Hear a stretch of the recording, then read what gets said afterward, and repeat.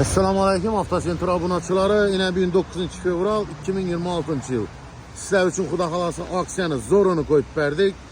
Damas maşınımıza 2021 yılda işlep çıkarılan kraskesi şu ön taraf çekkesinde eşkinde azgına kraskesi var. Başka yer radmoy.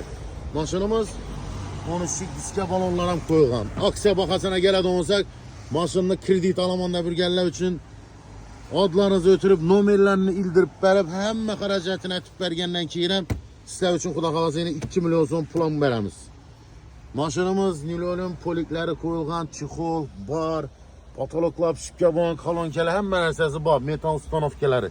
80 bin kilometre özünü halal yürgeninde az yurttaşlar. Motora külüş degene mesele. Yine maşınımızı duruşu. Kime kızıkallı olsa menzilimiz Xanka yolunda 9'un ahırı avtosentr salonumuzda durdu. Şaşırıp kalınla fakat bir günlük aksiya bu.